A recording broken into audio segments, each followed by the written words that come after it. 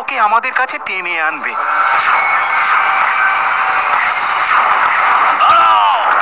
কে তুমি? কি চাও?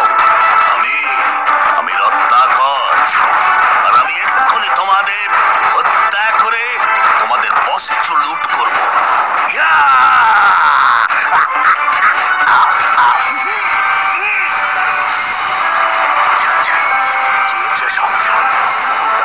পারছি না কেন?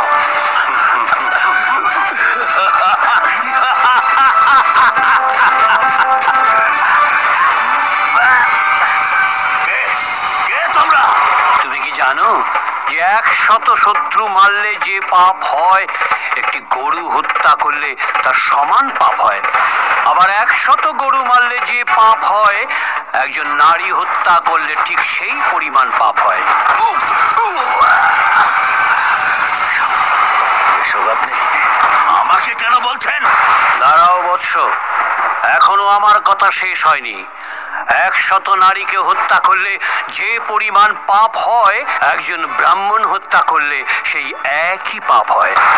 আবার 100 ব্রাহ্মণ হত্যা করলে যে পাপ হয়, একজন ব্রহ্মচারীকে মারলে সেই পরিমাণ পাপ হয়।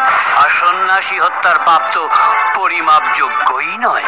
একটা কথা জেনে রাখো রত্নাকর, একজন সন্ন্যাসী যে পথ দিয়ে যায় তার চারিদিকে দৈর্ঘ্যে প্রস্থে প্রায় 4 ক্রোশ তীর্থক্ষেত্রে পরিণত হয়।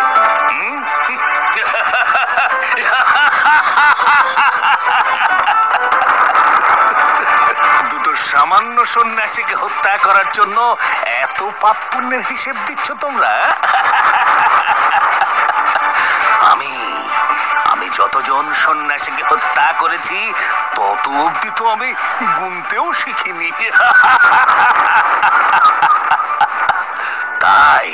তাই আমাকে সব ভয় দেখিয়ে কোনো লাভ নেই। তোমাদের মৃত্যু অনিবার্য। বেশ, তোমার যখন তাই ইচ্ছে তবে তাই হোক।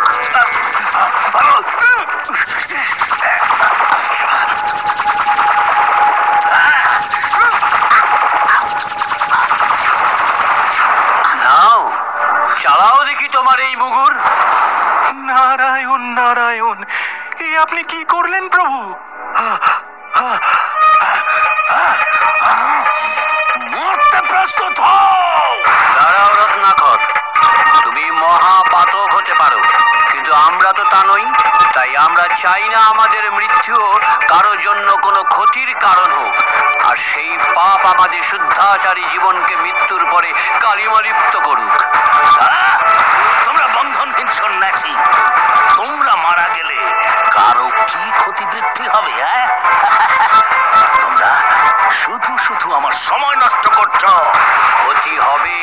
তুমি যখন এই মুগুর দিয়ে আমাদের হত্যা করবে, তখন রক্তের গন্ধের লোভে পড়ে নানা পোকা মাকড় আর পিঁপড়ে আসবে, আর আমাদের দেহ তাদের উপর পড়লে তাদের মৃত্যু ঘটবে। তাই তুমি আমাদের এমন কোন স্থানে নিয়ে গিয়ে হত্যা করো যেখানে কোনো পোকা মাকড় কীট পতঙ্গ থাকবে না।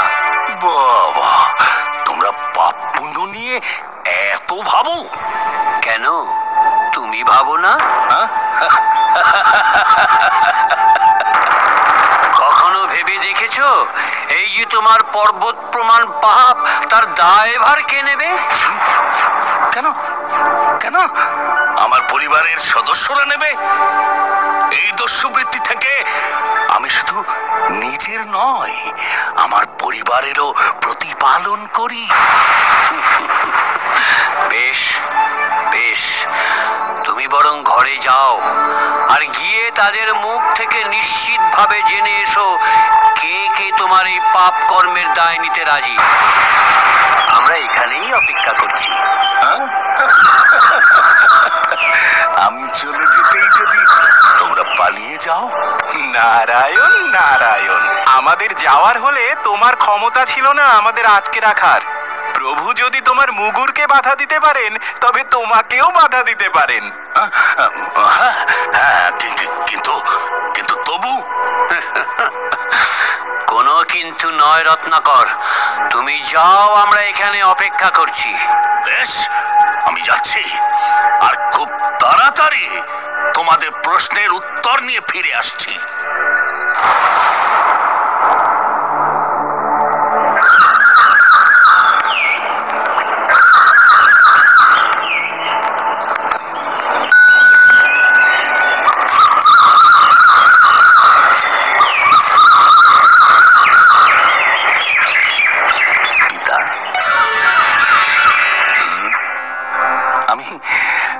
আজ আমি আপনার কাছে একটা প্রশ্ন নিয়ে এসেছি, যদিও তার উত্তরটা আমার জানাই, তবুও।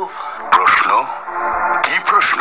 পিতা, এই দস্যুবৃত্তির জন্য আমার জীবনে আমি যে পাপ করছি, সেই পাপের ভাগ আপনি নেবেন তো? কি তোমার ওই দুষ্কর্মের জন্য অর্জিত পাপের ভাগীদার হব আমি? কিন্তু কিন্তু আমি তো যত ধন সম্পত্তি লুট করছি তার সবটাই এই সংসার প্রতিপালনের জন্যই ব্যয় করছি পিতা, আপনার সেবায় ব্যয় করছি। তাহলে আমার পাপের ভাগ আপনি কেন নেবেন না? শোনো রত্নাকর, তুমি যখন প্রথম ভূমিষ্ঠ হলে সেদিন আমি প্রথম পিতা হলাম। তোমার প্রতিপালনের সমস্ত দায়িত্ব ছিল আমার উপর। সেদিন যদি অন্ন সংগ্রহের জন্য আমায় কোনো অন্যায় পথ অনুসরণ করতে হতো, তার দায় কি তোমার হতো? কিন্তু কিন্তু তখন তো আমি শিশু ছিলাম পিতা, আপনার সেই পাপের দায় আমার উপর কিভাবে বর্তায়?